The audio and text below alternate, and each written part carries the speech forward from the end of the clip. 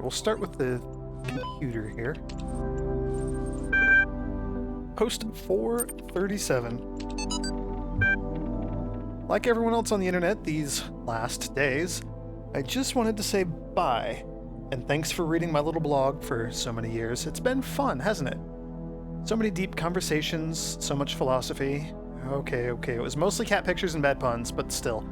I kind of regret spending so much time at the computer. Not when I was doing stuff, just all the sitting around, checking my emails a million times, reading pointless status updates by people I didn't like. But I don't regret the friends I made here, or the laughs we had. You're all good people, and I'm glad I got to know you. Have a nice end of the world. All 12 comments that we can't read. Third thesis. Oh boy, a little blob of stuff to decode there.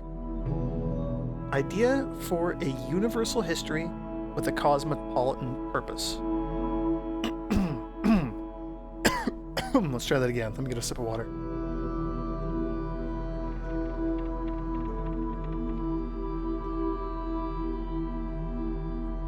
Idea for a universal history with a cosmopolitan purpose.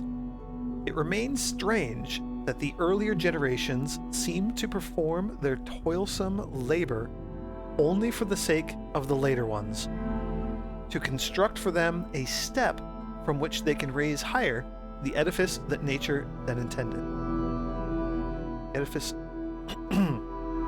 To construct for them a step from which they can raise higher the edifice that nature intended.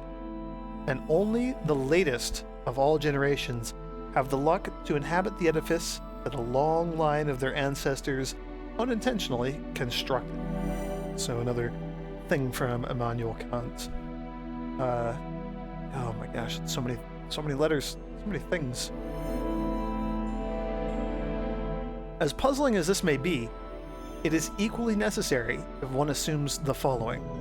A species of animal possesses reason and must develop this capacity to its perfection, being individually mortal, but immortal in the species. Being individually mortal, but immortal in the species. So yeah, continuing the trend that we've seen. Ooh, humble brag. About a species having to overall strive towards greatness, even though individual components, individual, living members of the species maybe aren't all they're cracked up to be. They're not perfect. They all just kind of have the goal of escalating and raising the society as a whole. So, Ariana's blog, entry number 477. So, entry number 477. Holy humble brag, Batman. I have always known that God maketh his sun to rise on the evil and on the good, and sendeth rain on the just and on the unjust. From Matthew 5:45. But I must admit, it's one thing to know the words and another to truly understand them.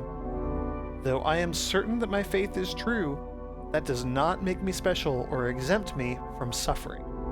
I am just another human being, and God has sent... I'm just another human being, and God has seen billions of us come and go.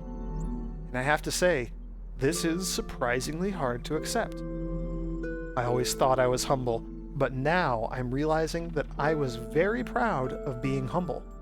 Which is really dumb. Guess I'm not the first one to do that, huh? Tags! Regret, pride, faith, humble brag, apology, and the Batman. Cool, fun stuff. Audio log. Sometimes I worry that the answers I embrace are too simple. Can we ever truly fully understand the divide between our biology and our intellect? How much is nature? How much is nurture? If my intellectual capabilities and my knowledge were replicated in a machine, would that machine be me? Would it be human? And what would be more humbling to my ego? If the answer was yes, or if the answer was no? What if I'm making too many assumptions? But there's no time to worry about my ego now. There's work to be done.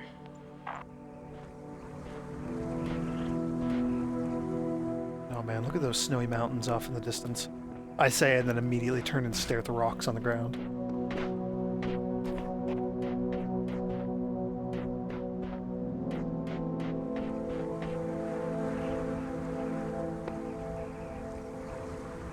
Hello there. Maybe get over to that box if we wanted to. I don't know if I want to. Maybe deal with that puzzle first and just see how it shakes out. Oh man, look at the shadows. That's really neat.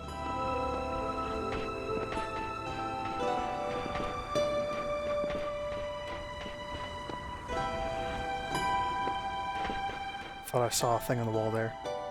Ooh, more paint. I like the paint. I don't know what I want to paint or where. We'll leave you here and come back to you.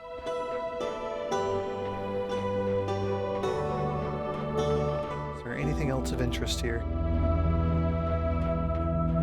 I don't think so. There's a puzzle across the bridge there. I think we're going to save that one for the last. Yeah. Alright. Let's do puzzles, but the one across the bridge there I want to save for later. Cool. Milton, what do you have to say? I've decided that for now, it doesn't matter too much if you can't justify these moral intuitions of yours. In fact, just in case by some outside chance you prove to be right, I'd like to sign up for the gang. If you're in charge of the Ark, who will be first aboard when the floods come? What does one have to do to be valued above all others? I don't like these questions. You... I like how they're... Oh man, I like these options. I don't like them. I don't like any of them, but I like them. So what do you have to do to be valued above all others to be on the Ark when the floods come? A reference to Noah's Ark, God cleansing the land, but saving a few chosen ones to kind of repopulate humanity after everything is destroyed, after all the sin is washed away, which is another theme that we've been reading about here. So you have to be a good person. I don't like any of the person ones because we've already established that personhood is nebulous and weird and we don't really like it. And maybe it's contradictory and maybe we are people, but maybe we're not. I don't know. Nobody really knows where the line's drawn. So be a good person. I don't like that. Be a person. Just explain I don't like that. Be a contributing person. I mean, people can contribute in a negative way, maybe. People can contribute minimally. I don't know. Be conscious. Anybody who's conscious will come along with this. You have to be alive. I don't know. You have to be?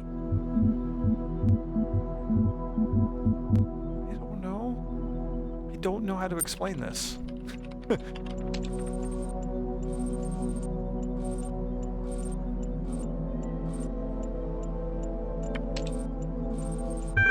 Okay. But what will really bug you is whether that's because there is no answer or because you weren't thinking outside that box you live in. Let me lay my cards on the table. While it seems prudent to me to hedge my bets, you just haven't made a clear enough proposal for me to buy what you're peddling. There's something about the way you talk that makes me uncomfortable. It'd be best if you work out what it is before I do. See you. Terminating the support session. Huh. So something about the way I talk is making Milton, the deceiver, the snake in the computer, making him uncomfortable. Something about the way that I talk. I don't know. I don't know. Huh, this is getting weird. This is getting really weird. Our conversations with Milton are getting weirder and weirder, and I'm not quite sure what to do about him. Anyway, we're done with C-3, so thank you for joining me, and may the grace of the Twilight Dragon be with you.